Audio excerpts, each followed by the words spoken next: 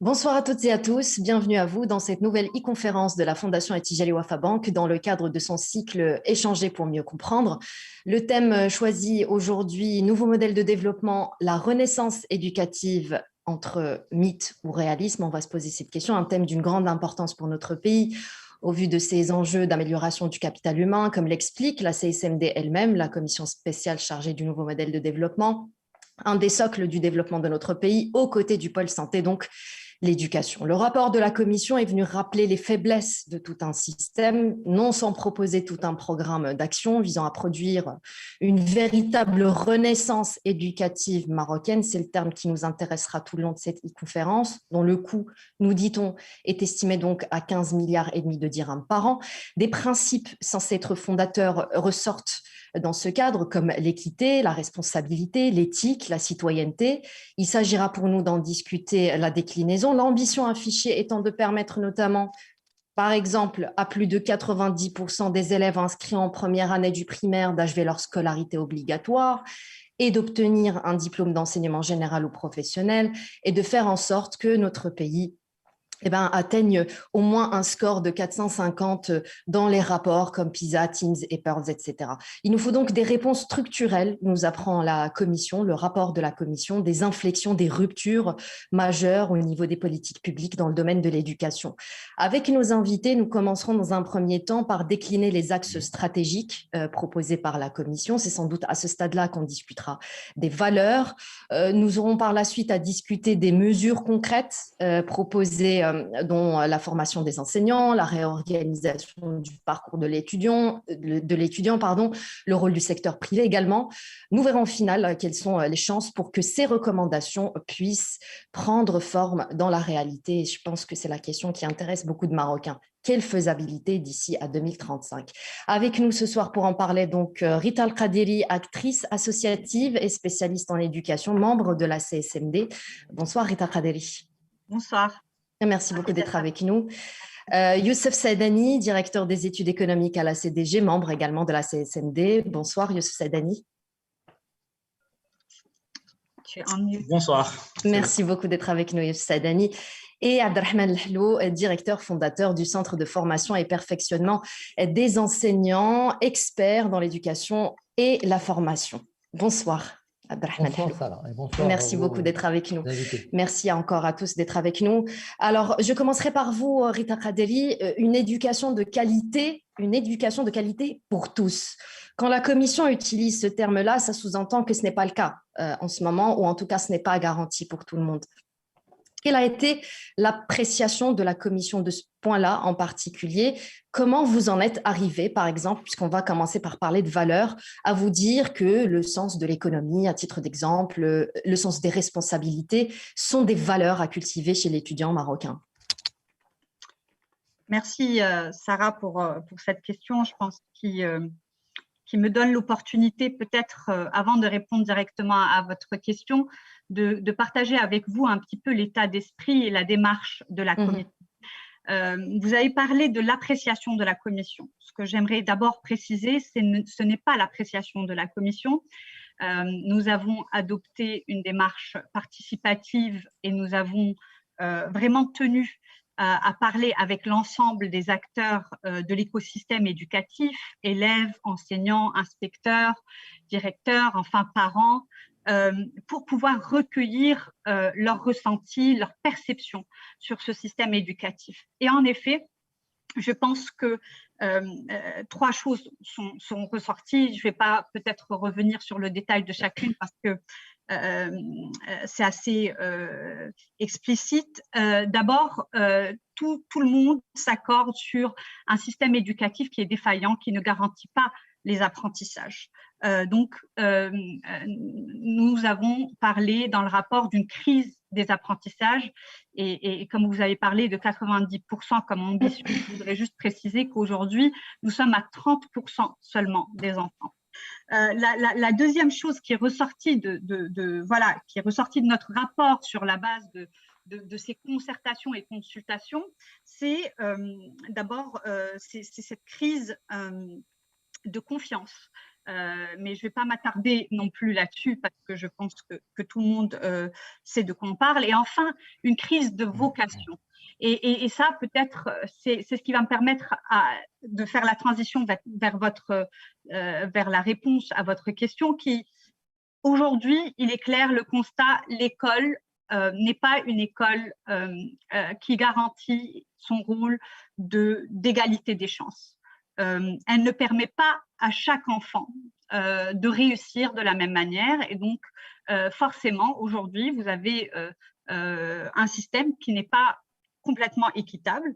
Et peut-être, pour revenir à la deuxième partie de votre question sur la question de l'autonomie et la responsabilité, je pense que ça ne surprend pas de voir que ces deux valeurs sont un peu au centre de l'esprit que nous avons injecté dans le rapport tout au long, qui représente tout simplement la capacitation du capital humain. Sa capacitation ne passe pas par ce que les jeunes nous ont dit, c'est qu'on ne recherche pas, on ne veut pas que les opportunités viennent, on veut que l'école nous permette d'arriver à une capacité, à acquérir des compétences qui vont nous permettre de porter et de façonner notre avenir comme on le souhaite.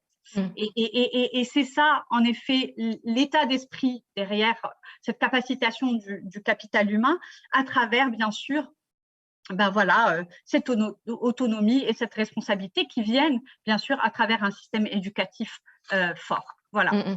C'était important, oui, c'est important de commencer par les valeurs parce que ce sont les valeurs qui vont donner peut-être une certaine forme sans une autre de cette question de la capacitation que vous soulevez, Rita Al-Qaderi. Il est important de savoir quelles sont les valeurs, nos valeurs, quelles sont nos valeurs, qu'est-ce qu'elles représentent aujourd'hui. Devrait-on garder les mêmes, devrait-on les changer, etc. pour avoir une base plausible pour un certain nombre de changements dans le secteur de l'éducation. Dans le même sillage, Youssef Saadani, quand la commission justement parle d'éthique, empreinte, je cite, de valeurs humanistes ancrées dans l'identité marocaine. Est-ce que la commission s'est suffisamment attardée sur ça, sur la question des contours de cette identité marocaine? Votre micro n'est pas activé, Youssef Saadani. Oui. Merci. Ça doit aller là. Oui, on a insisté pour effectivement indiquer la vocation que l'on prête à l'école et qui d'ailleurs ne fait que reprendre les termes peu ou prou de la Constitution. En fait, les valeurs et l'identité marocaine sont définies de manière plus détaillée et précise dans la Constitution, et les valeurs d'ouverture, d'humanisme, de cosmopolitisme aussi, le fait que le Maroc charrie plusieurs cultures et que l'école doit exprimer cette diversité dans la transmission qu'elle procure aux enfants. Alors, l'ouverture sur les valeurs, vous permettez peut-être de revenir sur un point, elle est intéressante, mais il ne faut pas perdre de vue un élément central. C'est vrai qu'il est important que l'école puisse transmettre des valeurs, c'est une de ses vocations, mais l'école, c'est d'abord un lieu d'apprentissage. Et lorsqu'on parle de la crise de l'école, fondamentalement, on parle d'une crise où l'école ne remplit plus sa fonction essentielle, qui est d'apprendre à lire, écrire et compter. Alors, l'ouverture sur le débat des valeurs est certes intéressant, mais disons que le problème de premier ordre, et ça, je l'affirme, et c'est très important d'insister dessus, de l'école marocaine, c'est qu'elle ne transmet plus les compétences de base, comme le disait Rita, et je pense qu'il faut d'abord et avant tout, c'est le point d'entrée sur la question de l'école. Parce qu'à partir du moment où on garantit les apprentissages de base et les compétences essentielles pour réussir dans sa vie, la question des valeurs, la question du travail, la question de la rigueur, la question de l'attachement au symbole de la nation, la question de la réussite, la question de l'honnêteté, toutes ces questions, évidemment, sont essentielles et font partie de la mission de l'école. Mais enfin, la question centrale aujourd'hui qui se pose au Maroc, qui est la plus flagrante, c'est qu'on a un tiers des élèves à peine qui apprend à lire et à écrire correctement et à compter, à la fin du primaire. C'est ce qu'on appelle, nous, la crise des apprentissages. Et c'est le problème central que doit résoudre aujourd'hui notre nouveau projet collectif de développement, donc le projet national. Et c'est l'enjeu dont doit se saisir chaque Marocain pour permettre ce nouveau modèle de développement que nous appelons de nos voeux. Donc, ce n'est pas pour minimiser cette question des valeurs qui est centrale, mais la question de la focale est fondamentale. La focale doit être sur les apprentissages fondamentaux, ce qui n'exclut pas qu'au-delà des valeurs, des compétences cognitives qui sont la mission première de l'école, il y a les compétences comportementales, les compétences civiques. Tout cela est important, mais il ne faut pas qu'on se perde dans un débat qui est un débat, j'allais dire, sociétal, alors que l'école a une fonction très claire. Transmettre d'abord et avant tout les apprentissages. J'aimerais bien d'ailleurs entendre Sid Hello sur cette question et comment il perçoit cette question, mais il ne faut pas perdre de vue, parce qu'à partir du moment où on ouvre la question sur la question des valeurs, les valeurs ne se mesurent pas. Et on entre dans un débat qui n'est pas mesurable. Un débat sans fin, selon vous, ce ne serait pas pragmatique, ce ne serait pas… débat… Alors non, c'est important, important. Mais il ne faut pas qu'on se défausse sur notre responsabilité. Cette responsabilité, elle est mesurable. À partir du moment qu'on ouvre la question sur les valeurs, on entre dans un champ où il n'y a plus de reddition des comptes. On entre dans un champ où il n'y a plus d'accountability. Or, la question des apprentissages, on sait les mesurer. On sait qu'aujourd'hui, quand vous posez la question à un élève de fin de primaire, vous lui montrez un texte « Dahaba Ali ila al-hadiqa, su'al ayna dahaba Ali », vous avez un tiers qui répond « ila al-hadiqa ». Ça, on le sait.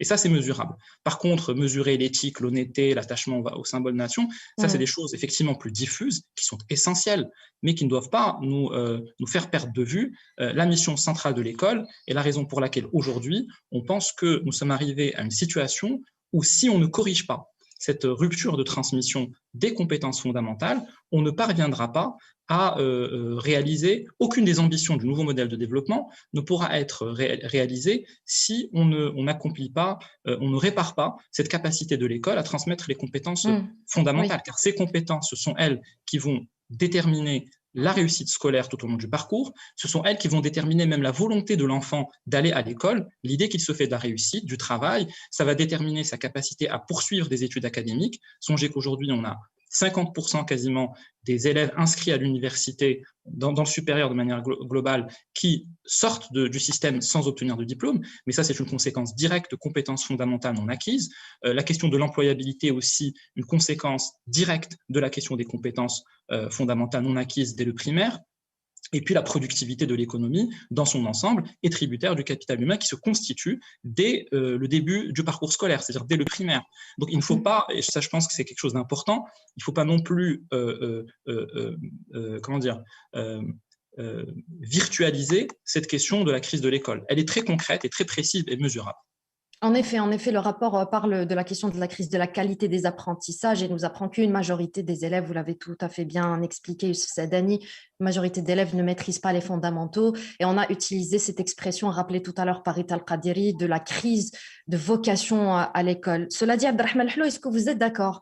L'école, c'est d'abord et avant tout un lieu d'apprentissage. C'est important, la question des valeurs, mais c'est d'abord et avant tout une question d'apprentissage. Ça me permet aussi de poser la question de Samira de Marrakech, qui est une étudiante qui dit que le rapport dit, elle le cite, « Le projet de renaissance éducative marocaine est un projet de société visant à inculquer aux générations montantes des valeurs telles que le sens du bien commun et de l'intérêt général ou l'esprit de solidarité, de respect et de tolérance. » Fin de citation, oui, dit-elle, mais l'exemplarité est un point essentiel pour inculquer ces valeurs. Or, cela dépasse le cadre de l'école et suppose une véritable révolution des mentalités. Comment embarquer la famille, l'entourage, le citoyen dans l'espace public, l'agent administratif, etc., etc. Voilà une étudiante qui se pose une question concrète par rapport à la question des valeurs. Bravo à cette étudiante, elle se pose les bonnes questions. Je voudrais d'abord féliciter les membres de la commission spéciale participant à cette émission et tous les autres membres parce que le travail et le rendu est très appréciable. Pour ma part, je partage une grande partie de ce qui a été dit dedans. Pour ne pas trop épiloguer là-dessus, parlons apprentissage. Je suis tout à fait d'accord que l'école est le lieu de l'apprentissage. Là où je ne suis pas d'accord et j'appelle à un changement de paradigme, c'est qu'on se dit, les valeurs, c'est bien, mais l'école, c'est d'abord l'apprentissage. Mais les valeurs, c'est de l'apprentissage scolaire. Aujourd'hui, ce n'est plus l'apprentissage de la famille et des amis et de la rue. C'est l'école qui a pris charge de l'apprentissage des valeurs. Et les valeurs font partie d'un certain nombre de qualités beaucoup plus larges que l'apprentissage cognitif. C'est très bien de viser 90% des lauréats du primaire qui maîtrisent les compétences de la lecture, du calcul et du langage. Donc, c'est le socle fondamental. Ça, c'est un peu hérité. Je ne dis pas que c'est vous qui, en tant que membre de la commission spéciale, qui avez apporté l'héritage. Tous les ministres précédents, depuis 15 ans, parlent du socle fondamental et c'est en fait un héritage français. Et même la vision française a dépassé cela. Le socle fondamental n'est pas uniquement cognitif. C'est largement insuffisant. Aujourd'hui, ce qu'il faut, c'est tracer un profil de l'apprenant qui est holistique, qui est beaucoup plus large que le cognitif, et l'ériger en point de mire, essayer de s'en rapprocher. Ce profil de l'apprenant comprend plusieurs qualités. La première, peut-être, c'est être instruit. Profil de l'apprenant, ça veut dire comment, à quoi doit ressembler le lauréat ou le sortant du primaire, puis le sortant du collège, puis le sortant de l'université, in fine. C'est vrai que l'une des qualités fondamentales, c'est qu'il doit être instruit, mais il doit être aussi communicateur. Il doit être aussi investigateur, et ça on le sait, l'esprit de recherche, la curiosité scientifique. Il doit être réfléchi, et ça c'est importé, c'est un anglicisme. C'est réfléchi, on va dire réfléchir, veut dire reflexive, c'est-à-dire critique par rapport à ce qu'on lui apporte. Lorsque l'enseignant lance une idée, il ne la prend pas bouche bée comme argent comptant. On l'entraîne, on le forme à réagir. Audacieux. L'audace se fait sur le plan intellectuel, mais elle se fait aussi sur le plan corporel. On sait que dans nos écoles, les élèves publics, que ce soit les écoles publiques ou privées, encore plus privées, parce qu'on coconne nos enfants. On ne leur permet pas de prendre de risques, ni physiques pour aller au ski, ni intellectuels pour pouvoir tenter des idées qui contre l'enseignant. Et après, 20 ans après, on vient dire « Ah ben oui, mais l'esprit d'entreprise manque à nos jeunes ». Mais c'est qu'en maternelle et au primaire, on n'a pas ciblé la qualité de l'audace. Intègre, l'intégrité. Certains disent l'intégrité n'a rien à voir avec l'école. C'est la maison, la famille, les parents, pas du tout. La triche, la compétition mal placée, le travail en binôme dans les écoles, tout ça, c'est des valeurs qui doivent être véhiculées à l'école. L'altruisme, ne pas lutter contre son ego, même quand on a 7 ans, et 8 ans et 10 ans. Bien. Ce que je dis, c'est que les apprentissages cognitifs, ils sont faciles à porter lorsque l'élève que j'assimile à une coupe est bien orienté vers les hauts, on déverse un petit peu, je caricature, de la connaissance. Mais toutes ces valeurs, toutes ces qualités dont j'ai parlé ne sont pas du luxe. Ce sont elles qui permettent d'orienter la coupe. Ce sont elles qui permettent de rendre l'élève réceptif, de rendre l'élève motivé. Tant qu'il n'y a pas il y a le cognitif qui est dans la lecture, le calcul et le langage, qui est dans les 90%, mais il y a le conatif. Le conatif, c'est la volonté d'apprendre. Et quand on respecte et qu'on vise ces qualités, on transforme l'apprenant, élève du primaire, à être plus réceptif de ces calculs. Autrement dit, arrêtons de penser que ça, écoutez, bon, c'est du luxe, ça vient après.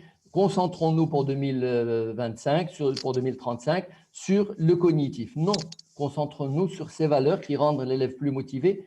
Donc, ça va au-delà de réviser les programmes. On a trouvé dans le rapport du NMD, réviser les programmes. Réviser les programmes, moi j'appelle ça, c'est de la provision. Les Britanniques ont une excellente dualité qui est provision and outcome. Provision, c'est réviser les programmes, former les enseignants, donner des manuels, construire des classes, avoir les tables et des latrines dans les écoles. Mais outcome, c'est vérifier si les qualités qu'on a ciblées sont acquises. If education is happening inside the classroom or not. Est-ce que vraiment l'apprentissage se fait? Parce qu'aujourd'hui, l'apprentissage ne se fait plus par programme, il ne se fait même plus par objectif, il se fait par compétence.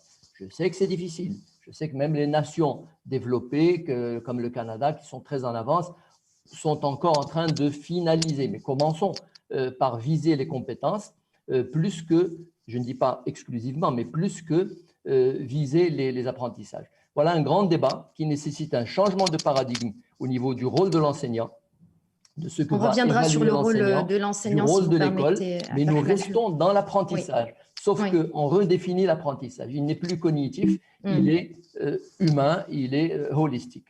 Voilà un peu la nuance que je voulais apporter.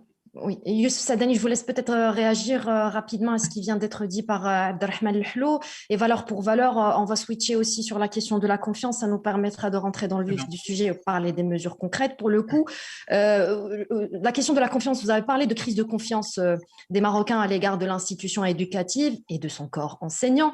Une mesure concrète pour établir cette confiance d'ici 10-15 ans, ça rejoint aussi une question qui nous a été posée par Mustafa Doknetra, qui est enseignant-chercheur. Il vous dit que pour rétablir la confiance, il faut des petites victoires dès le début via des actions fortes, comme cela a été le cas au début de la pandémie du Covid, avec la mise en place rapide du fonds de soutien aux populations en situation précaire. Cette mesure forte a eu pour effet de calmer les angoisses, de rassurer les citoyens et de provoquer un élan de solidarité sans précédent. Il nous demande, selon vous, quelle serait justement la première action forte à lancer par les pouvoirs publics pour marquer le tournant du changement?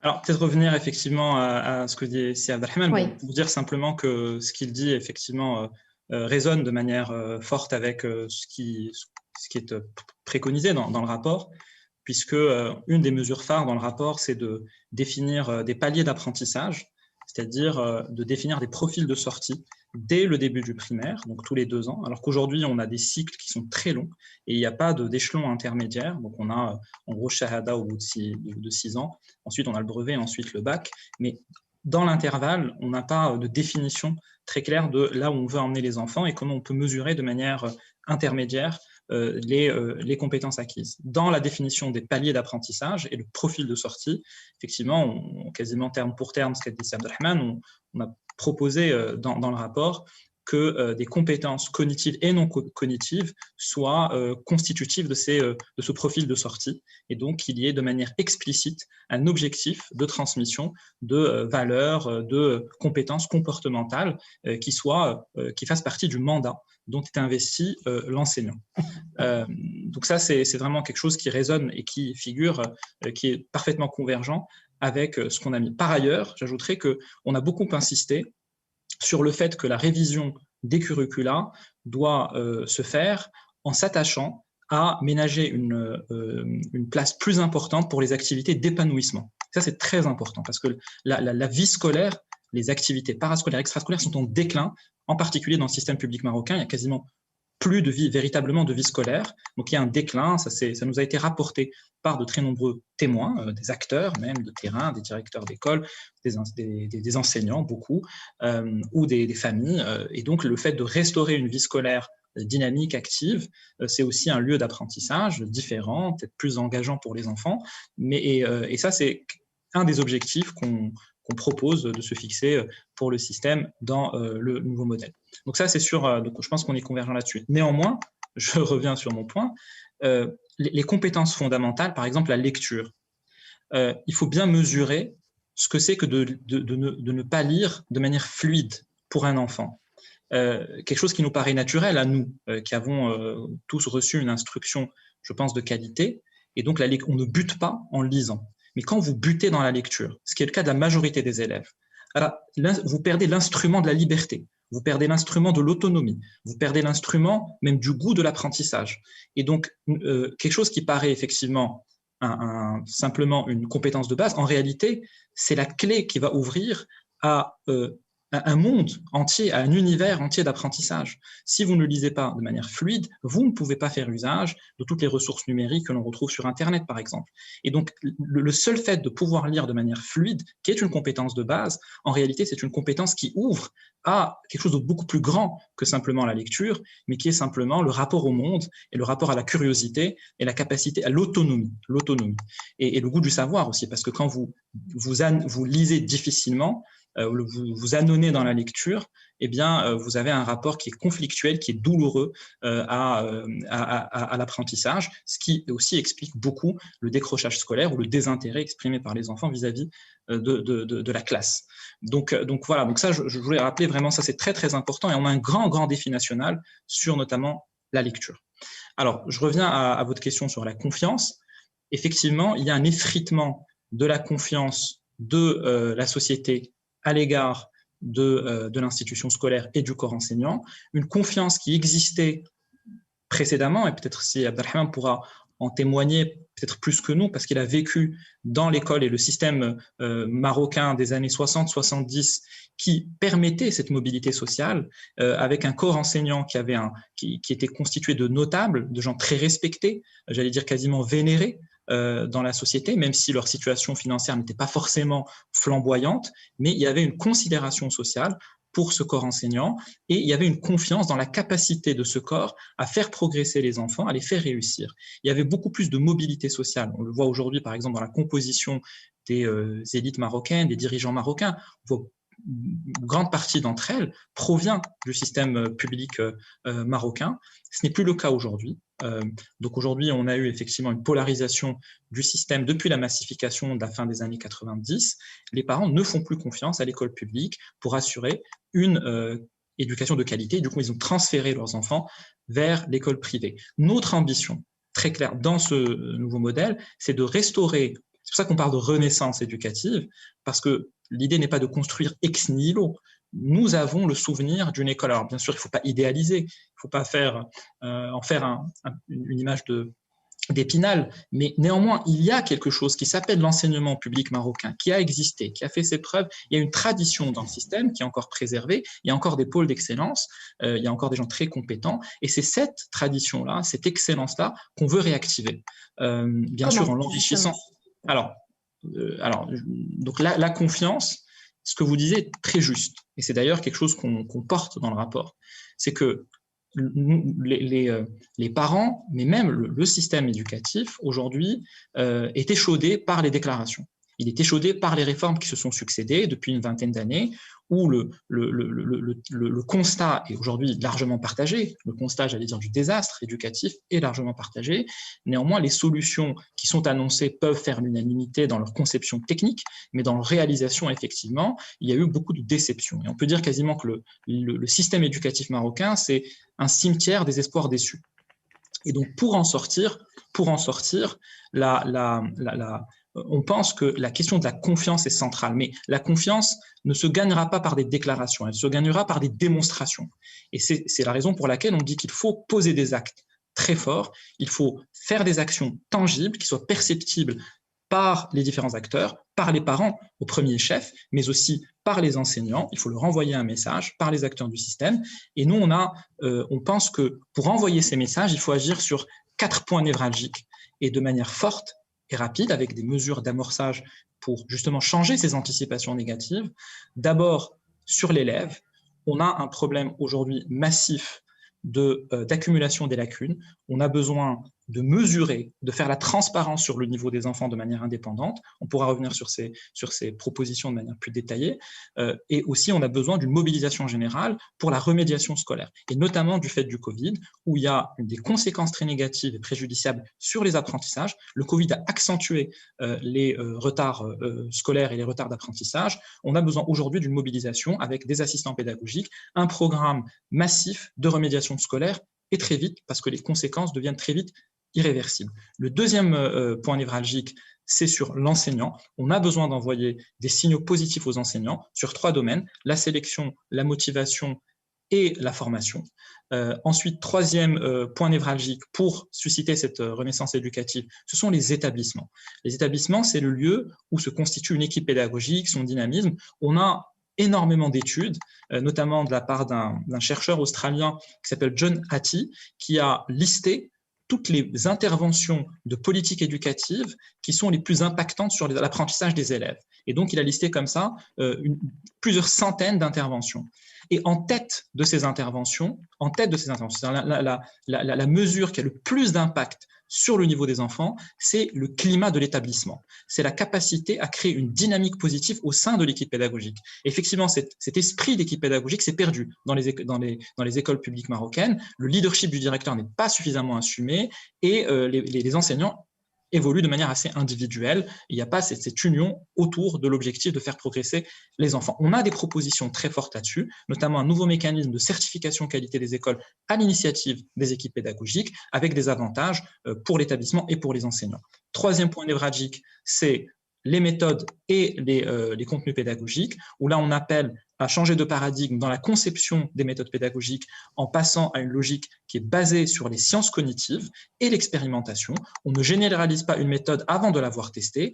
Et puis enfin, on a une proposition sur… Oui. alors, voilà, donc le problème, si vous me permettez de vous couper, Youssef Saadani, c'est que, excusez-moi, je vous coupe, mais c'est ça en fait le problème, c'est que beaucoup de Marocains pourraient vous dire, on va encore une fois tester. On a déjà testé plusieurs fois et on va encore une fois tester. Combien… Vous connaissez le scepticisme qui peut exister à ce niveau-là. On pourrait vous dire combien de générations on va encore sacrifier avant d'en arriver à un modèle qui pourrait véritablement tenir la route en matière d'éducation. Mais il faut aller très vite. Mais il y a des mesures qui peuvent avoir un impact très rapide et justement faire le changement. Mais on est conscient du degré de défiance extrêmement enraciné qui existe aujourd'hui dans le système. C'est un système qui… vous savez, on ne peut pas arriver à un score dans PISA où 27% à peine des enfants, donc à l'âge de 15 ans, ont le niveau minimum international, quand c'est 75% en Turquie, quand c'est 80-90% dans d'autres pays OCDE. C'est-à-dire que ce n'est pas un hasard, c'est qu'il y a une combinaison de facteurs et de résistance extrêmement puissante. Parce qu'il y a, on peut pas dire aussi de manière globale qu'il n'y a pas des gens bien intentionnés dans le système qui n'ont pas cherché à l'améliorer. Ce serait faux et ce serait un jugement injuste. Il y a des tentatives, il y a des responsables qui veulent améliorer le système, mais c'est compliqué. Là, aujourd'hui, ce qu'on doit faire, c'est effectivement de prendre des mesures de rupture extrêmement fortes à impact rapide et tangible. On ne va pas tout régler d'un coup, ça ne prend pas une année ou 2 ans, ça prend peut-être 10 ans ou 20 ans, mais les premiers impacts peuvent être rapides. Encore une fois, si demain on évalue de manière indépendante globalement le système et qu'on fasse la transparence sur les enfants, sur le niveau des enfants, immédiatement le système se mettra sous tension. Et alors, ce sera un signe on va donner la parole toujours dans le même sillage à Rita Al-Qaderi. Votre appréciation à vous de la question de la qualité des enseignants, puisque c'est de ça qu'on parle, hein, c'est le nerf de la guerre. Qu'on doit, selon la commission, mieux payer, mieux former, avec notamment la création d'un centre d'excellence, etc. On reviendra peut-être en détail sur la faisabilité de ce genre de recommandations, mais en attendant, comment on peut arriver justement à ces objectifs, aux objectifs ambitieux fixés par la commission, en prenant en compte cette donne-là, tout en réorganisant le parcours scolaire de l'étudiant? Alors, écoutez, je vais d'abord réagir à la question des enseignants et comment vous l'avez dit, ce n'est pas une question d'augmenter les salaires ou de changer de statut du jour au lendemain. Ce n'est pas ça l'ambition et ce n'est pas ce que le rapport dit. Aujourd'hui, le rapport, il dit qu'il faut investir dans la formation et la motivation des enseignants pour qu'ils deviennent les garants de l'apprentissage. Et par là, en effet, il dit comment est-ce qu'on peut, et là, M. Lello est notre expert sur la question de la formation, c'est comment est-ce qu'on peut réformer la formation pour pouvoir produire les compétences et les enseignants qui vont fédérer et qui vont porter ces apprentissages. Le constat aujourd'hui est très simple. Et je pense que je vais aussi sortir une des phrases que le rapport dit, que vous allez beaucoup entendre de notre bouche à moi et à Youssef, c'est qu'un système éducatif ne peut jamais dépasser le niveau de ses enseignants, tout simplement. Donc, aujourd'hui, depuis les années 70, quel est le constat? Le constat, c'est que vous avez un système, un statut de l'enseignant ou un métier de l'enseignant qui n'attire plus les meilleurs élèves. Donc aujourd'hui, nous avons aussi un problème sur ce cycle de la formation des enseignants et ce métier de l'enseignant où la plupart des jeunes ou des jeunes diplômés du baccalauréat qui vont se joindre, c'est ceux qui vont le faire un peu par défaut, pas par vocation. Et justement, pourquoi? Est-ce que la question du salaire ne joue pas? Alors, attendez, en effet, on va revenir parce que la motivation n'est pas qu'à travers le salaire. Bien évidemment. Je pense qu'il y a bien sûr… Et pragmatisme pour pragmatisme, voilà. Mais ce qu'a dit tout à l'heure Youssef est très important. C'est comment on place et comment on situe cet enseignant dans la société. Et bien sûr, quelles sont les conditions de travail, l'environnement de travail et bien sûr le parcours de carrière qu'on va lui offrir. Aujourd'hui, un enseignant arrive à l'échelle 11 autour de ses 30 ans, et puis après, ça s'arrête là. Il n'a plus d'ambition de carrière. Donc, c'est pas possible. Il y a quelque chose à réfléchir et à redéfinir et à repenser et réinventer. Ça ne veut pas dire qu'il faut tout redémarrer, mais il faut peut-être revenir sur cette question tout simplement du nouveau parcours de carrière de l'enseignant. Comment est-ce qu'on peut encourager ces jeunes-là à se projeter dans une profession qui a de l'avenir, où ils vont se sentir importants et qui vont se sentir aussi portés à travers un système qui les forme, qui investit en termes de formation initiale, mais en formation continue, qui va continuellement les accompagner sur les innovations pédagogiques et sur l'apprentissage des nouvelles pédagogies. Si Abdelrahman l'a dit, tous les jours, on voit de nouvelles choses qui sortent. Mais le problème, c'est comment est-ce qu'aujourd'hui, est-ce que ces informations arrivent aux enseignants? Est-ce qu'ils sont formés? Vous savez qu'une grande partie de ces nouveaux enseignants qui rentrent dans le système bénéficient peut-être de 5 ou 6 jours de formation. C'est quand même très grave. Vous voyez, c'est très grave. Quand vous avez à l'échelle internationale et des pays un peu comparables, un enseignant doit passer par un cycle de bachelor. Donc, c'est-à-dire qu'il commence par un cycle de 3 ans et puis après un cycle de spécialisation en fonction de là où il va se diriger. Et puis, il y a bien sûr des compétences et des niveaux de paliers plus importants en fonction du niveau d'enseignement. Est-ce qu'il enseigne au primaire? Est-ce qu'il enseigne au secondaire? Est-ce qu'il enseigne au niveau de l'universitaire? Tout ça n'existe pas chez nous au Maroc. Ce qui existe, c'est que quand on a un besoin quelques mois avant que le système éducatif se prépare pour une nouvelle rentrée scolaire, on se rend compte d'un gap qui va devoir être résolu à travers un peu ce qu'on a créé récemment, cette situation des contractuels, où ce qu'on dit nous dans le rapport, c'est qu'il faut transitionner progressivement vers un statut unifié des enseignants. On ne peut pas avoir différents, on ne peut pas être logé à la même enseigne et puis venir de différents univers. Donc ça, c'est quelque chose qui est très très important à venir, et donc à travers, bien sûr, ce système de parcours, bien sûr, vient bien sûr la valorisation, mais vient aussi, et ce qu'on le dit beaucoup dans le rapport, c'est le système d'évaluation de la performance de l'enseignant, ce qui n'existe pas aujourd'hui. Je pense que là où le rapport est disruptif, c'est qu'il dit, écoutez, nous, pour des enseignants performants, et pour pouvoir attirer les bons élèves, quand vous êtes performant, on est prêt à vous faire avancer. Et pour cela, on va bien sûr investir dans un parcours de carrière beaucoup plus attrayant.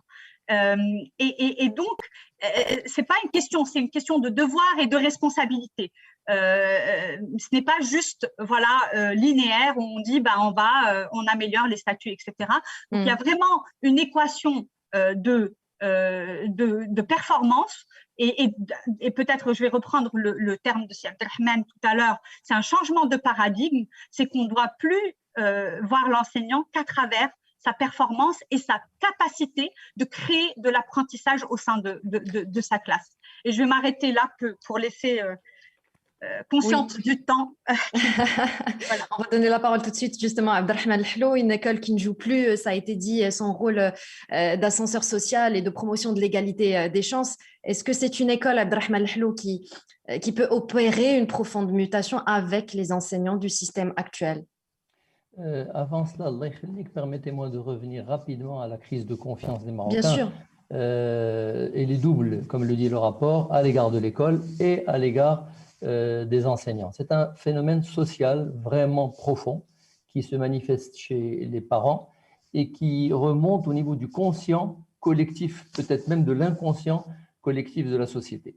Et en fait, là, les deux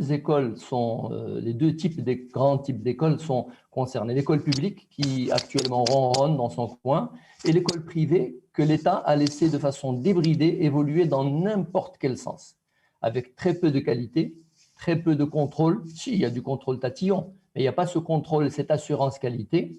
Et comme si on oubliait que c'est un secteur qui encadre 1 200 000 élèves, 14 à 15%, et qui irrémédiablement ira vers les 20 à 25% de ratio international. C'est un secteur qui couvre 75 000 enseignants. Et ces enseignants-là sont sans aucune formation. Si on se plaint que leurs collègues du secteur public n'ont pas une vraie formation et qu'en guise de 2 ans de CRMF, ils ne font que 6 jours à 2 mois, mais ceux-là n'ont rien du tout. La loi aujourd'hui, le décret d'application aujourd'hui dit la chose suivante. Pour enseigner en maternelle et primaire, il faut un bac, pas plus. Pour enseigner au collège, il faut un bac plus 2, attention.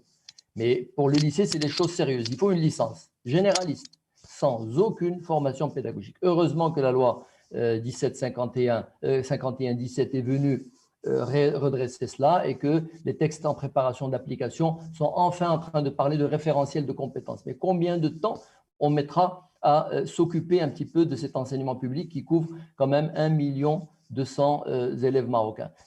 Qu'est-ce qui s'est passé? Les parents marocains, suite à cette crise, ont d'abord migré de l'école publique vers l'école privée, puis de l'école privée de base vers l'école privée d'émissions étrangères et homologuée. Et ça, c'est déjà un phénomène de société grave, parce qu'une école éclatée aboutira nécessairement à une société éclatée. Nous sommes déjà une société éclatée. Qu'est-ce que ça sera dans 20 ans? Pire que ça, comme il y a des barrières à l'entrée pour les opérateurs éducatifs à ce statut de mission, donc ils sont les happy few, et que par conséquent l'accès des familles y est difficile, eh bien, ces opérateurs du privé recourent à un subterfuge qui est, je peux dire, l'école privée moderne placebo. Même pas un produit générique de la mission, un vrai placebo, c'est-à-dire un nom d'école à l'honneur de personnages et figures littéraires ou artistiques françaises ou occidentales de façon générale, des programmes d'enseignement du français et des sciences qui sont ceux du ministère de l'Éducation nationale française, peut-être même une directrice française bien visible à l'accueil, mais ça s'arrête là. Un peu comme s'il y avait une incapacité de ces acteurs, de façon très claire, ces acteurs sont malin shkara dans beaucoup de cas, et des industriels qui se sont donnés, mais l'État ne fait rien pour contrôler et réguler et juguler tout ça. Il y a une société qui se permet de dire, bon, je vais donner un nom français à une école et ça marche. Mais le pire, c'est que ça marche. Là-bas, on appelle une école Marie de France. Qui est Marie de France? Une poétesse du XIIe siècle, dont on ne connaît même pas le nom, on connaît son prénom. C'est pour ça qu'on l'appelait Marie de France. Ou là, Henri Matisse. Ou là, le frère, un religieux, le frère Marie-Victorin.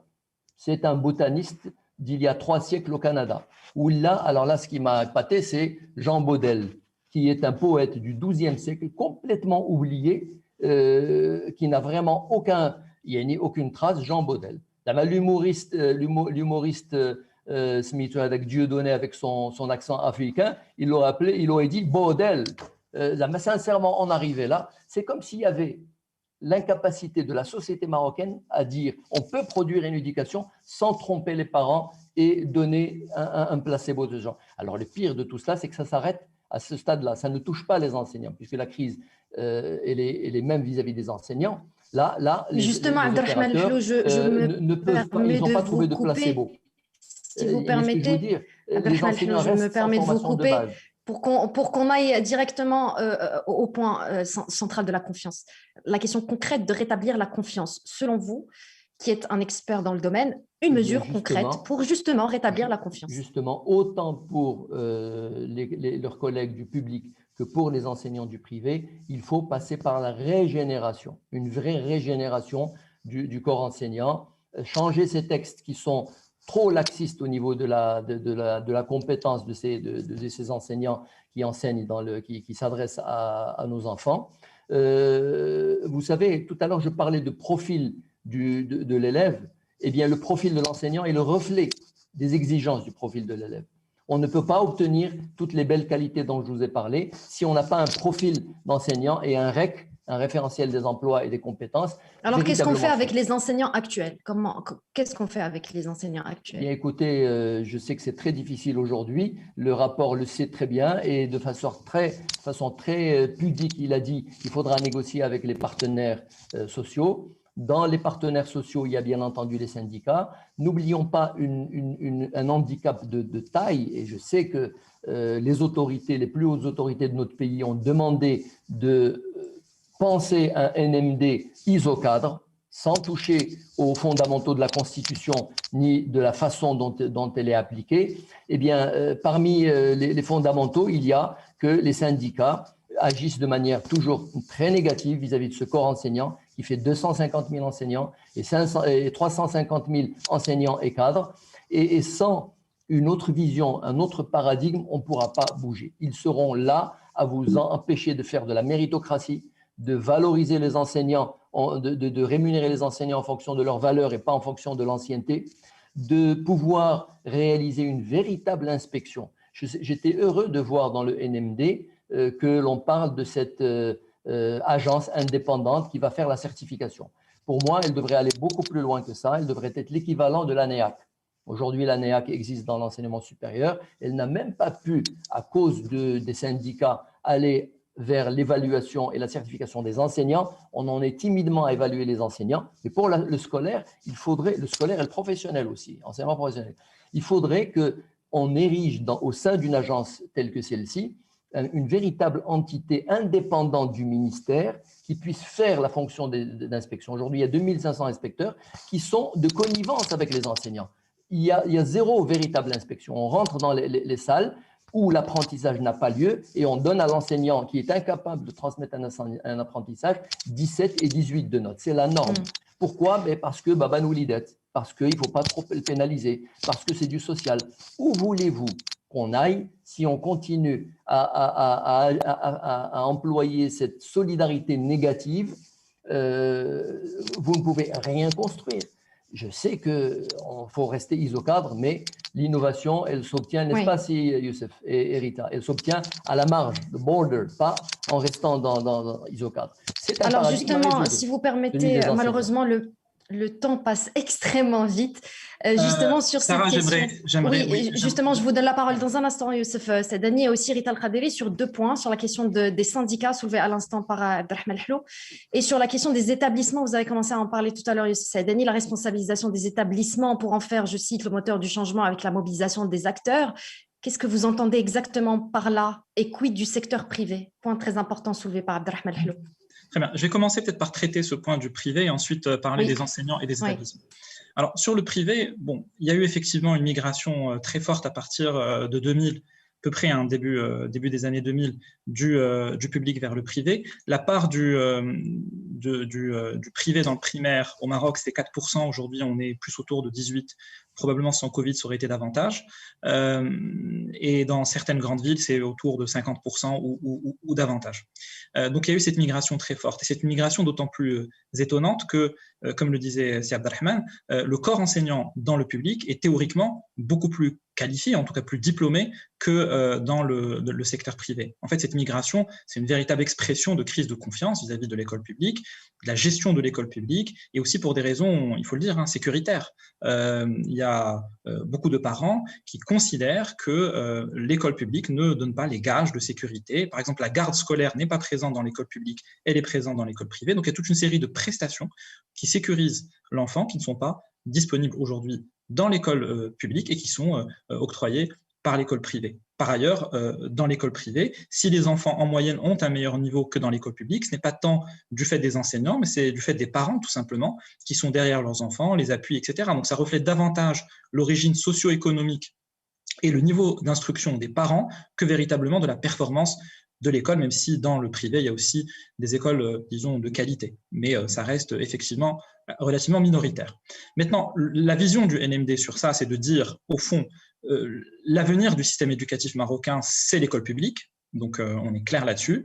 Bien sûr, le privé doit aussi être aux côtés de cette école publique. Il ne s'agit pas de l'exclure. D'ailleurs, le mécanisme de certification des établissements qui a été prévu inclut le privé.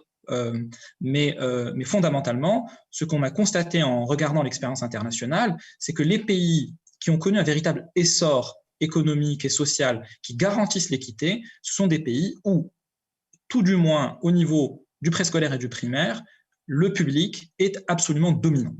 On a très peu d'exemples de pays avec une haute qualité éducative où le privé a une part importante, sauf dans les pays où il y a une tradition confessionnelle comme l'Australie ou la Belgique. Mais disons que dans tous les pays asiatiques, sans exception, le privé n'occupe moins que 2-3% des effectifs dans le primaire.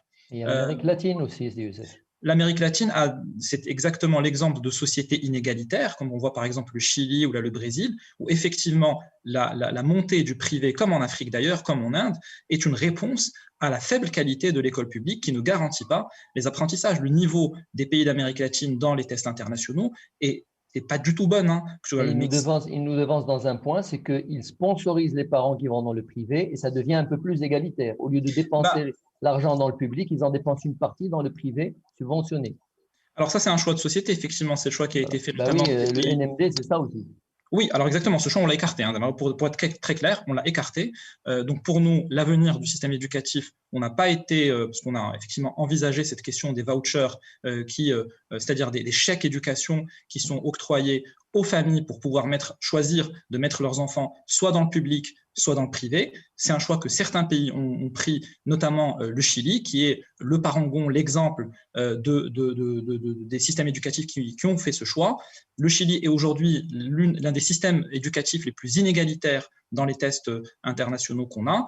Alors, globalement, le niveau est pas mal, c'est-à-dire que ce n'est pas catastrophique parce que c'est un pays riche, mais en termes d'inégalité, c'est un pays extrêmement inégalitaire. Et récemment, pas plus tard que l'année dernière ou l'année d'avant, il y a eu une révolte de la société chilienne contre ce modèle qui vraiment ancre et cristallise les inégalités sociales. Les modèles auxquels on pense, c'est plus des modèles, disons, égalitaires, comme typiquement autour du pourtour méditerranéen, on peut penser au Portugal, à l'Espagne ou à la Turquie, qui ont des bons systèmes éducatifs où le public est ultra dominant dans le primaire. Dans les pays asiatiques, sur le top 10 dans les tests internationaux, notamment PISA, il y a 7 pays asiatiques. Dans tous ces pays, la moyenne du privé au niveau du primaire est de 2%. En Corée, c'est 0,5%. Au Maroc, le taux devrait tourner autour de combien? Aujourd'hui, là, on n'a pas de cible, mais ce que l'on dit aujourd'hui de manière claire, c'est que le pilier de la renaissance éducative, c'est l'école publique qui va tirer dans son sillage, y compris le privé, parce qu'il y aura des effets de bord vertueux.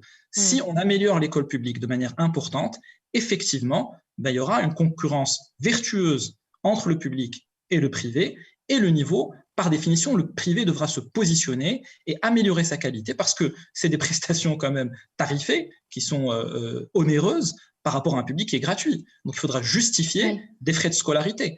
Si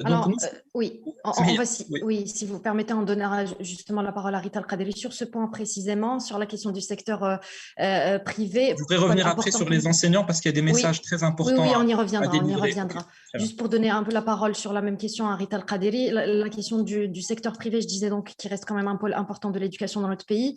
À cela s'ajoutent aussi les missions étrangères. Abdelrahman Hello en parlait tout à l'heure. Comment vont se conjuguer les recommandations du rapport avec cette réalité-là, Rita Al-Qaderi? Écoutez, je pense que mes collègues ont déjà répondu à cette question et je pense que Youssef disait quelque chose de très important. Aujourd'hui, nous pensons l'éducation nationale à travers l'éducation publique, principalement. Donc, bien évidemment, le système privé va continuer à coexister. Maintenant, pour peut-être répéter un peu ce qu'a dit Si Abdelrahman, tout simplement, il va falloir que cette réforme et ces lois et puis cette labellisation, etc., puissent aussi être menées de façon sérieuse et rigoureuse au niveau du privé. C'est-à-dire qu'on ne peut pas permettre à un privé anarchique de se positionner n'importe comment. Donc, les recommandations sont claires. Enfin, sur les enseignants, je pense qu'on a parlé de la formation, on a parlé du centre d'excellence. Le centre d'excellence, peut-être que Youssef va vouloir en revenir un petit peu plus dessus, mais le centre d'excellence, tous les enseignants doivent aujourd'hui passer par une formation de qualité. Ils doivent passer par le même cycle et ce référentiel de compétences dont a parlé Abdelrahman, qui est inexistant, aujourd'hui doit être appliqué à l'ensemble. Donc finalement, le privé est aussi concerné parce que finalement, si des parents payent et des fois se saignent au crédit, à la consommation pour pouvoir payer l'éducation de leurs enfants, excusez-moi, il faut quand même que l'école puisse répondre en termes de qualité. Et je pense que ce qui est intéressant dans ce qu'on a dit dans le nouveau modèle de développement, c'est qu'on a incité chaque établissement scolaire, privé ou public, de pouvoir prouver son niveau de qualité en démarrant un programme de labellisation qui serait porté par ces équipes pédagogiques pour démontrer, prouver qu'en effet, au sein de cet établissement, les apprentissages sont au cœur de l'école. Et donc, il n'y a pas vraiment de distinguo à faire. Je pense qu'aujourd'hui, il va falloir juste rassembler, il va falloir créer plus d'équité. Et créer de l'équité, c'est, je dirais, si on arrive à résoudre ce problème de confiance envers l'école publique, les choses rentreront doucement dans l'ordre et nous aurons un équilibre qui sera beaucoup plus intéressant. Là-dessus. Et je pense que Youssef, tu voulais plus réagir sur la question des enseignants. Je te laisse faire. Et puis, Sarah, peut-être, ça serait bien oui, merci. Justement, vous me tendez la perche parce qu'on va directement passer à la question de la faisabilité avec vous, Youssef Saïdani. Je vous laisse finir sur la question des enseignants, effectivement. Avec tout ce que vient d'expliquer notamment Rita El-Qaderi, est-ce qu'on va pouvoir dépasser cette question du poids qui est lourd, on va le dire, du syndicalisme dans le corps professoral qui pose un certain nombre de problèmes, il faut être honnête et le dire. Est-ce qu'on va pouvoir aussi dépasser la question d'une bureaucratie qui peut être très rigide dans le système éducatif? Qu'est-ce qu'on fait avec la question du budget qui va se poser, bon gré mal gré? Enfin voilà, la faisabilité de toutes ces recommandations, c'est une question qui revient souvent, même au niveau des questions qui nous sont posées par les internautes. Très bien. Dire peut-être d'un mot pour clôturer la phase, la séquence sur l'école publique versus l'école privée, qui en réalité, il n'y a pas de versus, elles sont ensemble pour faire réussir les Oulad Mgharba, quelle que soit l'origine sociale.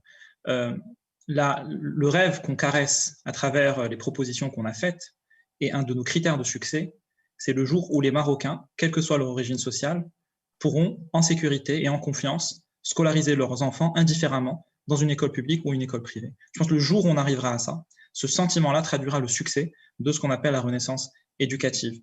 C'est pas quelque chose d'inatteignable puisque ça a existé. Il y a pas plus, enfin ça remonte pas à des temps ancestraux. Hein, il y a 20 ans, il y a 30 ans, cela existait et on veut restaurer les conditions pour permettre, disons, ce choix serein et sécurisé pour les parents. Pour ça, il faudra effectivement un peu de temps et il faudra prendre des mesures courageuses à très fort impact tangible et perceptible par les parents. Pour la question des enseignants. Alors effectivement, nous, j'ai énuméré tout à l'heure les 4 points névralgiques sur lesquels on pense qu'il faut nécessairement agir pour produire cette renaissance éducative de manière forte et déterminée. Donc il y a l'élève, l'enseignant, les méthodes pédagogiques et l'établissement. Sur les enseignants, il y a 3 enjeux. C'est sélectionner de meilleurs étudiants, disons, plus compétents sur le plan académique dans la profession enseignante. C'est de motiver les enseignants qui sont en place, c'est de les former, que ce soit en formation initiale ou en formation continue. Cette vision de l'enseignant, c'est une vision qui valorise le statut de l'enseignant. Cette valorisation-là, c'est une nouveauté et une rupture, une inversion de tendance par rapport à ce qu'on fait depuis plusieurs décennies. Et donc, la question des syndicats doit être contextualisée dans cet état d'esprit. Les syndicats, c'est très bien. Il faut que chaque corps de métier puisse avoir des représentants qui défendent ses intérêts. Tout à fait normal. C'est constitutionnel et c'est démocratique et c'est très bien. C'est des corps intermédiaires indispensables. Et donc, il est très bien que les syndicats défendent l'intérêt des enseignants. Quel est l'intérêt des enseignants aujourd'hui? L'intérêt des enseignants aujourd'hui, c'est de réaliser dans les meilleures conditions leur mission. Leur mission, c'est de transmettre des apprentissages, c'est de transmettre des enseignements, c'est d'assurer d'être les garants des apprentissages. Donc, tout ce qui va aller dans créer les conditions pour que les enseignants exercent leur mission savez, c'est pas drôle hein, de se lever le matin, d'assurer 30 heures de cours par semaine, de se déplacer pour aller dans des écoles rurales, et après d'être ciblé par la société parce que les enfants n'apprennent pas et qu'on est pris pour cible parce qu'on n'accomplit pas sa mission convenablement. La majorité, l'écrasante majorité des enseignants ne demandent qu'à avoir les conditions pour bien réaliser leur mission. Et donc, il faut leur faire confiance pour ça. Les syndicats sont un partenaire utile et indispensable pour créer ces conditions. Nous, ce qu'on dit, et la proposition concrète… Et la concrète, réciprocité aussi est valable. Est-ce que eux, ces enseignants-là, peuvent faire confiance aux responsables actuels pour pouvoir justement mettre en place toutes les recommandations c'est des nouveaux termes. C'est un nouveau budget pacte. Compris. Absolument. C'est un nouveau pacte qu'il faut nouer entre, effectivement, les décideurs, la société et les enseignants. Et c'est un nouveau pacte qu'on propose, en fait, quand vous lisez dans le détail les propositions qu'on fait. C'est un pacte fondé sur la confiance et la responsabilité, de part et d'autre. Donc, ce qu'on dit, c'est, on dit quelque chose de très fort. On dit, ça fait 20 ans, 30 ans qu'on impose des choses aux enseignants sans contrepartie. Sans contrepartie. C'est une des raisons pour lesquelles les réformes sont rejetées à la base. C'est qu'ils voient venir des contraintes, mais sans contrepartie. Très peu de valorisation. Et au contraire, à tort ou à raison, les différentes évolutions statutaires ont été perçues comme des dégradations du statut, notamment le statut des contractuels, qu'on appelle aujourd'hui cadre d'académie, qui a été instauré en 2016. Et tout cela a été perçu plutôt comme des contraintes sans contrepartie qui ont affaibli le statut de l'enseignant, sa valorisation et la motivation intrinsèque des enseignants. Nous, ce qu'on veut faire, c'est inverser la tendance et de dire, au fond, aujourd'hui, on recommence sur de nouvelles bases. On donne des avantages substantiels aux enseignants, notamment à travers un nouveau parcours de carrière, des possibilités de promotion multipliées. Aujourd'hui, il y a une seule possibilité de promotion dans un parcours de carrière pour les enseignants du primaire et du secondaire.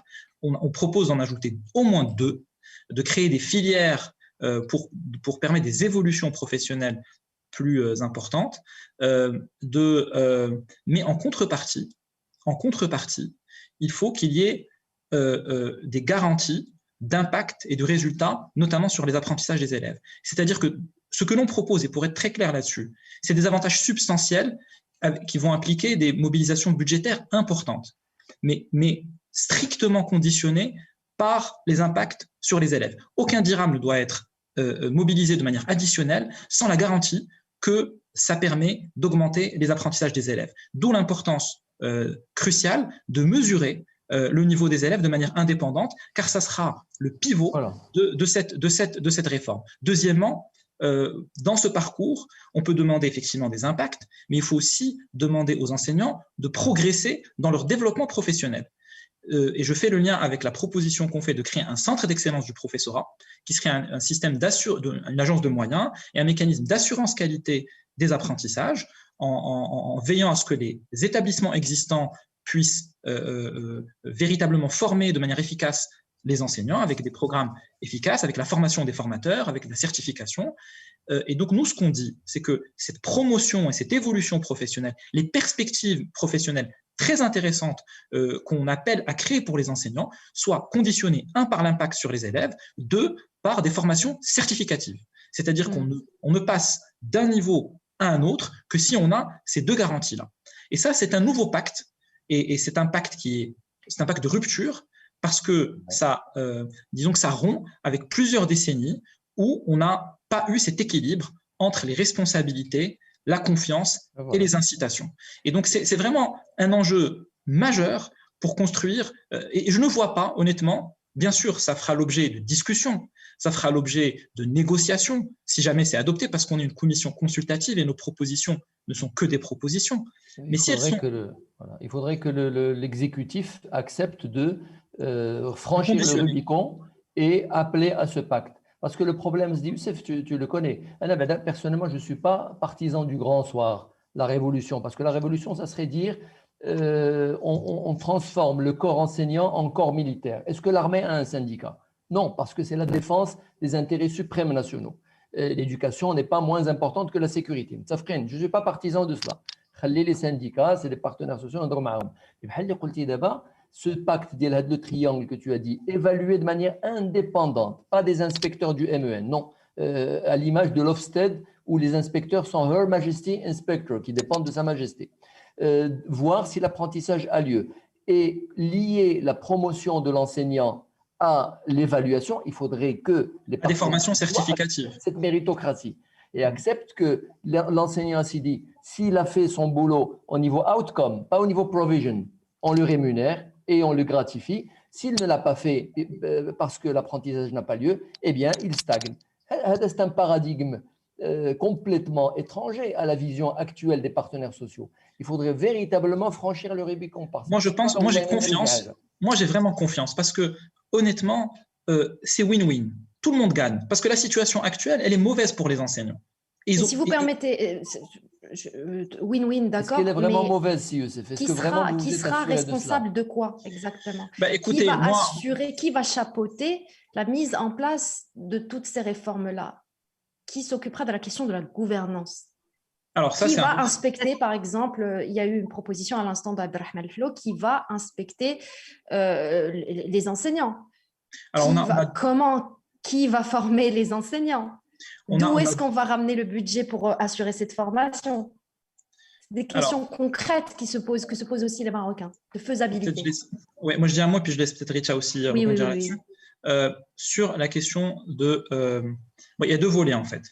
Il y a la question du pilotage de la réforme, et nous on dit qu'un des grands écueils qui ont été rencontrés par le passé, c'est qu'on a mis en place des réformes sans les prérequis et les conditions pour qu'elles réussissent. Donc, il y avait une question d'adéquation entre les moyens, notamment financiers, et les ambitions. On ne peut pas afficher des ambitions fortes de rattraper la Turquie en 15 ans, ce qui est un défi absolument colossal. On ne mesure pas à quel point c'est difficile de faire bouger un système éducatif en entier. Mais nous, c'est l'ambition qu'on affiche parce qu'on se doit d'être ambitieux. On est trop loin, on est trop en retard. On doit être très ambitieux. Mais il faut que cette ambition soit accompagnée de moyens suffisants pour réaliser cette ambition. Donc, on doit mobiliser des ressources financières.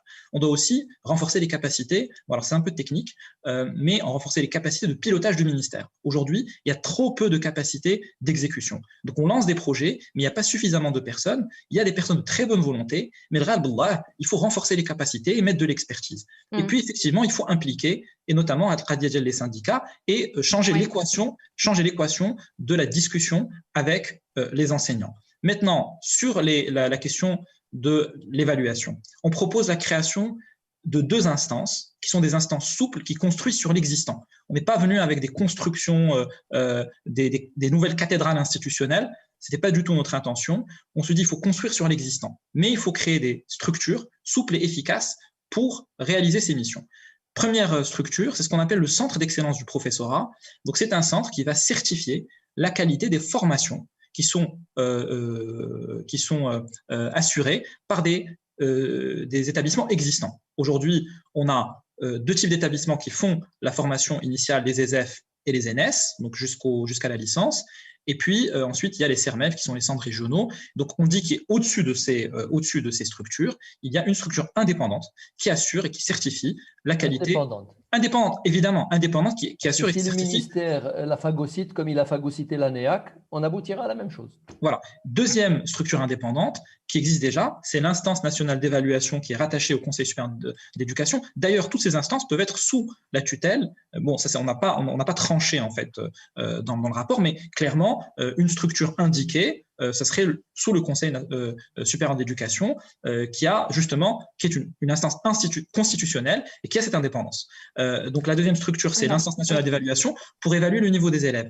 Et ça, c'est un point absolument crucial. Le point d'entrée de la réforme est vraiment la mère des mesures urgentes, c'est évaluer le véritable niveau des enfants de manière objective, de manière exhaustive, c'est-à-dire tous les enfants, et de manière régulière. À partir du moment où on aura cette évaluation indépendante, régulière, les parents, les enseignants, les directeurs d'établissement, les responsables ministériels, la société dans son entier saura très tôt et très précocement les lacunes d'apprentissage qui sont accumulées dès les premières années du primaire. Alors voilà. Justement, on va laisser Rita Kaderi donner son avis là-dessus. Comment rompre avec l'ancien, avec les mêmes responsables, avec le même environnement, dans le même environnement, les mêmes constats, les mêmes lois cadres, etc. C'est aussi une question qui revient très souvent. Et Abdelrahman Flo et Youssef Dani étaient d'accord pour dire que, par exemple, la question de l'évaluation devrait être gérée de manière indépendante par le ministère de tutelle actuel. Ça soulève une question puisque dans le rapport, on a parlé de la nécessité d'une volonté politique forte. Alors, la question que je vous pose, Rita Al-Qadiri, c'est est-ce que le portefeuille éducation, justement, a toujours besoin de cette volonté politique forte ou est-ce qu'il faut le détacher de la politique et en faire un domaine régalien? Ça rejoint une des questions de nos internautes que je retrouve tout de suite et que je vous soumettrai dans quelques instants. À vous aussi, messieurs. Rita Qadiri, je vous en prie. Merci et merci à l'internaute pour cette question. Je vais d'abord peut-être revenir à ce que vous avez dit tout à l'heure sur la question de comment on peut y arriver, de la mise en œuvre. Oui. Là où c'est très, très important, c'est que, en effet, je pense que Mustapha de Knetra tout à l'heure l'a dit, il a dit, voilà, on a vu beaucoup de choses se faire et finalement, rien ne réussit et puis on perd confiance, etc. Et donc, aujourd'hui, ce qu'il faut, c'est des quick wins, c'est de pouvoir avoir des petits succès et de consolider ces succès et les structurer pour pouvoir petit à petit construire cette ambition de la renaissance éducative. Et pour cela, ce qu'on a un petit peu préconisé, et bien sûr qui reste bien sûr des propositions et qu'il faudra continuer à creuser et à approfondir, c'est que nous avons pensé déjà à une task force. Et ça, c'est au niveau de tout le nouveau modèle de développement, mais ça n'exclut pas l'éducation, où il va falloir vraiment s'organiser différemment et penser cette gestion de la réforme ou de la renaissance éducative différemment. Et par là, je pense qu'on veut dire, c'est que comment est-ce qu'on peut créer une gouvernance renouvelée. C'est très, très important. Et tout à l'heure, Youssef l'a dit, est-ce qu'on met les moyens face à nos ambitions? Donc aujourd'hui, l'une des choses qu'il va falloir vraiment faire pour répondre à cette ambition, c'est de mettre les ressources humaines en face, c'est de créer cette task force, c'est de lui donner un mode opératoire, c'est de lui donner un champ d'action, c'est lui donner un safe space pour pouvoir être opérationnel et pouvoir avancer et être basé sur de la performance.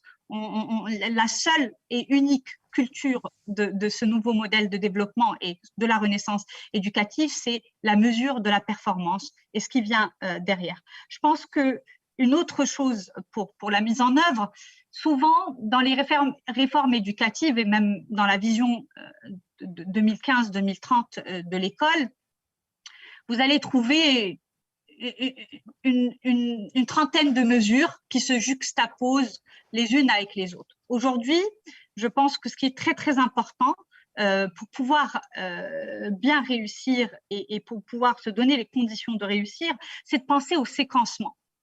Quelle est la temporalité logique et raisonnable et rationnelle pour pouvoir entamer cette transformation? Parce que aujourd'hui, il ne faut pas commencer par augmenter les salaires. Il va falloir peut-être construire ce parcours de carrière des enseignants et pouvoir, dans cette démarche-là, le construire avec eux. Et je pense que quand je parle de gouvernance renouvelée, quand j'ai parlé de gouvernance renouvelée, c'est comment est-ce qu'on peut peut-être faire les choses différemment à travers, comme on l'a fait à la commission, à travers une approche participative, bottom-top, plutôt que d'être vraiment juste en train de parachuter des mesures, des lois, etc. C'est comment est-ce qu'on peut peut-être réfléchir aussi cette renaissance éducative à travers une gouvernance renouvelée qui va permettre à plusieurs acteurs de l'écosystème de pouvoir la porter, de se l'approprier et de la porter.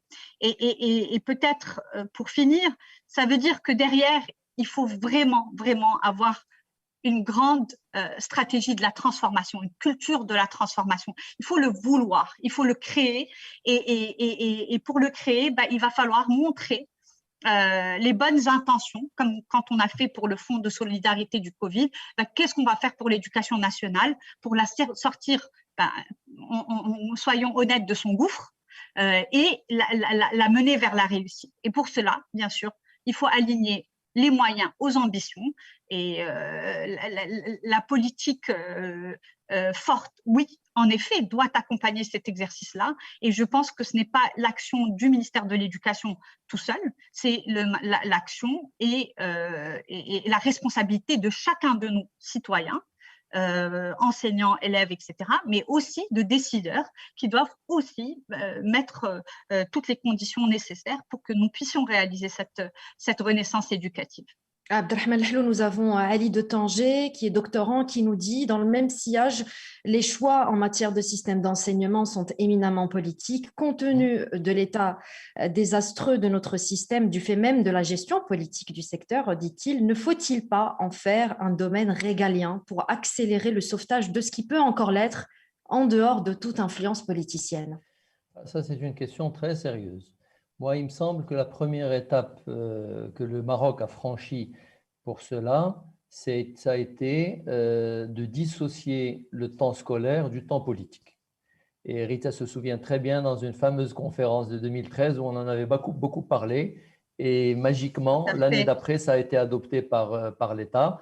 Et on a commencé à parler de la loi 51-17 qui est un instrument justement de dissocier ces deux temps et d'inscrire les dispositions de l'éducation dans la pérennité ou du moins dans la durabilité. Où jamais le rapport diagnostic le Conseil supérieur d'enseignement 2015-2035 pour dire on va imposer aux politiques avec S, aux gens politiques, à l'exécutif, des tendances lourdes. C'est une première étape.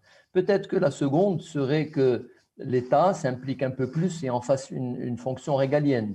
Moi, j'ai toujours dit dans mes écrits, mais avec prudence, qu'on aurait aimé voir émerger une fondation, la Fondation Mohamed V pour la solidarité, qui complète admirablement, avec l'INDH aussi, qui complète admirablement les fonctions de l'exécutif.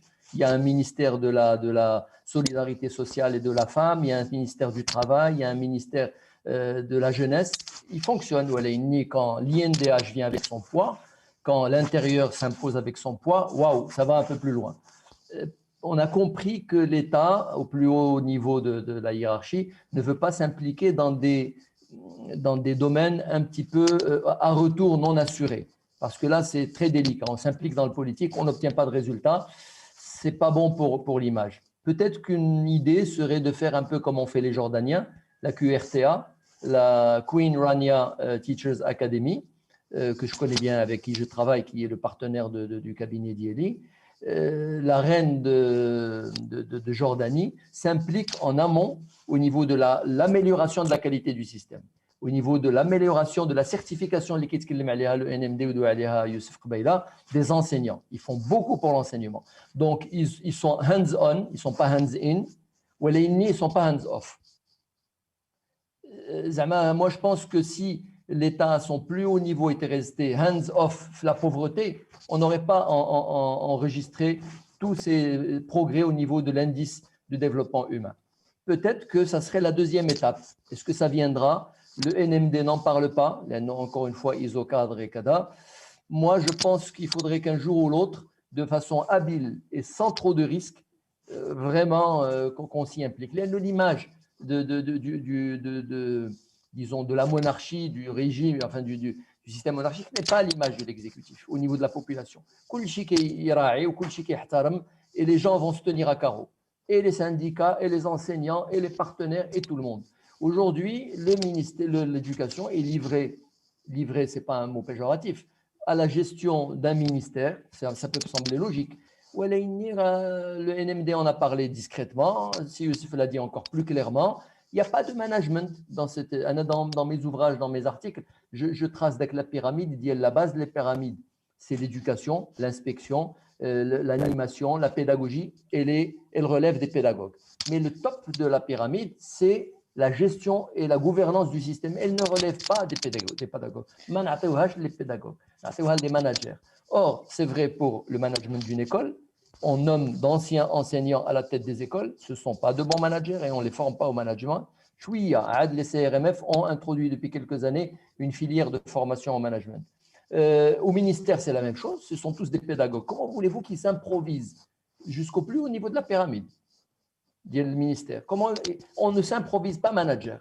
Non, Alors, si vous permettez, Abdelrahman Hlou, on laisse Youssef Sadani donner son point de vue là-dessus. Fonction régalienne, du coup, Youssef Sadani, ou portefeuille soumis à la politique. Et, on a une question du journaliste Mohsin Lourzal qui nous dit « L'école est entrée dans l'ère numérique. La crise Covid a accéléré ce processus. Quel rôle du digital dans la construction ?» C'est vrai qu'on n'en a pas parlé. Quel rôle du digital dans la construction de l'école de demain au Maroc? Voilà, Mohsin Lourzal du support Le Reporter. Youssef Sadani. Bon, sur cette question de… Je vais juste vous demander d'être concis parce que malheureusement, il va falloir qu'on finisse. Non, bon, en fait, je pense que c'est ce sujet effectivement d'inscrire la réforme sur le long terme, quelle que soit la forme institutionnelle. Bon, sur le NMD, on ne s'est pas prononcé sur ce genre de choses, ce n'est pas notre rôle. Par contre, les instruments du long terme aujourd'hui sont en train d'être mis en place. On a le Conseil supérieur d'éducation dont c'est le rôle d'allonger l'horizon de la réforme. On a une loi cadre aussi qui s'inscrit sur le long terme. Par définition, c'est une loi cadre, donc elle transcende les législatures. Et puis, on a le NMD lui-même. La fonction même du NMD et le mandat dont on a été investi, c'était de donner des perspectives de long terme et de proposer des instruments d'allongement de l'horizon temporel, justement pour lisser le cycle politico-électoral et aligner les acteurs autour d'objectifs de long terme. C'est ce qui est en train d'être fait avec notamment, vous avez certainement dû le voir dans la presse, disons le pacte du nouveau modèle de développement qui est en train d'être discuté. Donc avec les différents acteurs, et c'est une des propositions du nouveau modèle. Donc ça, c'est un mécanisme qui a vocation à aligner les intérêts de l'ensemble des acteurs de la communauté nationale autour d'objectifs communs, bien sûr sous l'impulsion et la direction du chef de l'État, de Sa Majesté le Roi. Donc on a les instruments du long terme. Maintenant, il faut donner un contenu effectivement et organiser. Bon, je n'irai pas jusqu'à dire qu'il n'y a pas de management, mais disons qu'il est très faible et qu'il mérite d'être renforcé. Ça, c'est un point absolument central. D'ailleurs, nous, ce qu'on dit sans embâche, de manière très claire à la fin de notre d'énumération de nos propositions, c'est que sans mettre les prérequis de l'exécution, ça ne marchera pas. Parce qu'on a, par le passé, eu plusieurs expériences décevantes. Donc, si on ne change pas la façon dont on s'organise, c'est pas en injectant de nouvelles idées dans une machine qui ne fonctionne pas qu'on aura des résultats probants. Donc ça, c'est sûr. Il y a peut-être une question, bon après si on a le temps, c'est Abdelrahman qui m'a intrigué, vous avez fait une mention, un petit commentaire Haka à la fin, incident, vous disiez, vous n'êtes pas sûr que les enseignants eux-mêmes étaient insatisfaits de leurs conditions. Peut-être que tout à l'heure, ça serait intéressant de nous éclairer là-dessus. Parce que malheureusement, on n'a plus le temps. On n'aura pas le temps, donc ça fera l'objet d'une autre discussion. Oui. Donc, Sarah, donc ça c'était la première partie de la question. Quelle était la seconde? Oui, alors c'était la question du numérique. Le numérique. Voilà. Alors, le numérique. Très bien. Donc, le numérique est absolument essentiel pour penser l'école du futur. On ne peut pas effectivement faire l'économie de cette réflexion. Mais alors, néanmoins, il faut aussi replacer le numérique à sa place. Le numérique ne remplace pas l'enseignant. Donc, c'est un complément de l'enseignant. C'est un outil qui permet de compléter le travail de transmission de l'enseignant. Très clairement, le Covid a révélé une fracture numérique très importante et le rôle, il a aussi révélé l'ampleur que peut jouer le numérique dans la transmission des apprentissages, mais également ses limites. Alors nous, ce qu'on dit de manière très précise, c'est qu'on dit qu'il faut un effort massif de développer une filière EdTech au Maroc, c'est-à-dire de laisser aussi s'exprimer des startups, des entreprises innovantes pour développer des solutions en partenariat avec le ministère de l'Éducation nationale. Ça se fait très très peu. On a une logique aujourd'hui au niveau du système éducatif, surtout public, d'équipement. Donc, on a surtout équipé des salles, acheté des ordinateurs, commencé à relier effectivement les écoles. Ce qui est fondamental, c'est l'infrastructure. On a peut-être négligé les contenus, et notamment des contenus qui sont efficaces pédagogiquement. Alors, aujourd'hui, nous, ce à quoi on appelle, d'ailleurs, on a mis la question du numérique sous le chapeau des contenus pédagogiques. Et ce centre d'excellence et d'ailleurs, par ailleurs, on a confié cette mission dans nos propositions au Centre d'excellence du professorat parce que le numérique est un instrument au service de l'enseignant. Si on ne lie pas le numérique au travail de la classe, c'est-à-dire à ce que fait l'enseignant en classe, ça ne fonctionnera pas parce que l'enseignant considérera que c'est un gadget et il le rejettera. Donc, on a cette proposition. Et on appelle aussi à ce que le numérique soit utilisé de manière très intensive, en particulier dans l'enseignement des langues. On sait aujourd'hui que le niveau linguistique de nos enseignants n'est pas à la hauteur du niveau que l'on souhaite transmettre aux élèves, en tout cas pas de manière générale. Ça, c'est clair, c'est documenté. Le numérique peut être un complément pour exposer les enfants à un bain linguistique, notamment dans les langues étrangères, qui est de bonne qualité pour enrichir et leur donner leur environnement linguistique et leur donner de nouvelles opportunités d'apprendre une langue étrangère. Voilà. Donc ça, c'est pour nous le point d'entrée notamment du numérique, c'est dans l'enseignement des langues. Voilà, merci beaucoup. Je vais vous laisser très rapidement le dernier mot de la fin. Je tiens juste à préciser qu'on a eu beaucoup de questions d'internautes, mais malheureusement, on n'a pas pu tout couvrir. Rita Qaderi, un dernier mot. Écoutez, je pense pour un dernier mot, il faut retenir que cette renaissance éducative n'est pas impossible. On peut l'atteindre. Ce n'est pas un rêve, ça peut devenir une réalité si nous y travaillons avec les moyens et les conditions qui vont nous permettre de l'atteindre. Voilà, je pense tout simplement. Oui, Yousef Saidani, dernier mot. Je pense que Rita a dit l'essentiel.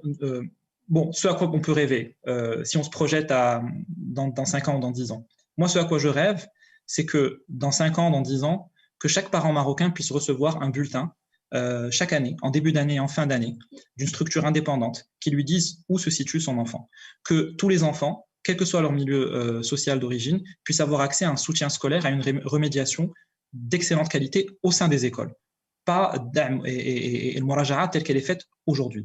Que dans les établissements, qu'on ait une offre d'activités artistiques, sportives et qu'il y ait la garde scolaire dans les écoles publiques. Que les enseignants arrivent à l'école motivés, fiers de leur métier, conscients du rôle qu'ils exercent dans la société, qu'ils soient motivés et que leur statut social soit revalorisé et que les meilleurs étudiants, après le bac, avec des mentions bien, très bien, considèrent l'enseignement comme une option crédible et attractive, même par rapport à des filières aujourd'hui sélectives. C'est une équipe pédagogique qui se parle avec un directeur qui assume ses responsabilités. Et c'est, enfin, pour conclure, ce qui est la culmination de tout ce processus, c'est que des parents puissent, quel que soit leur niveau social, classe populaire, classe moyenne, classe supérieure, se dire « je vais inscrire mon enfant en toute sécurité et en toute confiance dans une école publique primaire. » Abdelrahman Hello, un mot de fin. Pour moi, le mot de la fin, je vais revenir à l'enseignant et lui dire que l'apprenant, l'élève qui est en face de lui, même s'il ne le dit pas, je suis certain que son inconscient le pense, et il s'adresse à l'enseignant en lui disant « ce que vous êtes me parle tellement fort que je n'entends pas ce que vous me dites ». Donc ça nous ramène au développement personnel de l'enseignant, au-delà même du développement professionnel dont on parle. C'est ce que je dis, Anna, depuis que j'ai quitté la fonction d'opérateur de l'éducation, je fais de la formation aux enseignants, c'est ce que je leur dis. Aujourd'hui, le temps d'y l'abnégation est dépassé.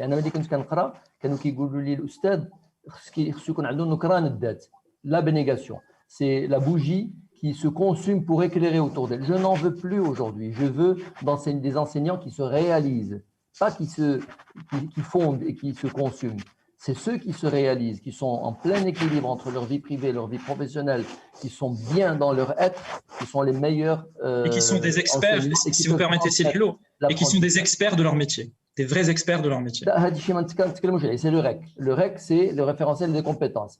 Mais maintenant, sur le plan du personnel, et c'est lié à ce que tu disais à Youssef, attirer les meilleurs, attirer les plus motivés. Les gens qui vont faire prépa sont épanouis. Les gens qui vont faire des écoles de gestion sont épanouis. Nos enseignants ne le sont pas. Ils sont encore dans l'esprit d'Yel Nokran, qu'ils se réalisent, qu'ils soient épanouis, heureux, motivés, valorisés par la société, on y revient.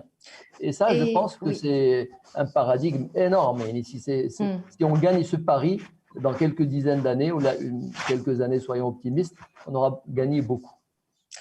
Merci beaucoup, ce sera le mot de la fin. On arrive donc à la fin de cette e-conférence de la Fondation Attijari Wafa Bank dans le cadre de son cycle échangé pour mieux comprendre autour du thème nouveau modèle de développement, la renaissance éducative, mythe ou réalité. Il ne me reste plus qu'à vous remercier, messieurs, madame, Youssef Sadani, Abdelrahman Lahlou, Rita Qaderi. Merci beaucoup d'avoir répondu à toutes nos questions. Merci à vous. Merci. Très belle soirée à vous. Je remercie également toutes celles et ceux qui nous ont suivis et je vous dis à très vite.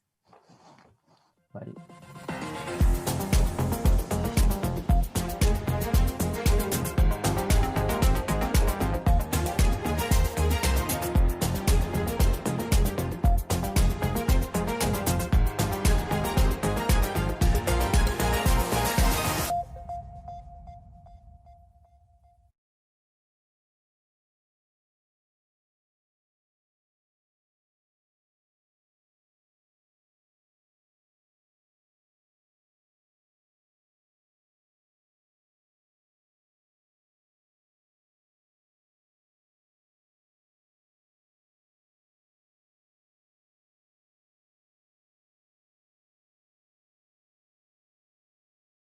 Vous avez fait un rythme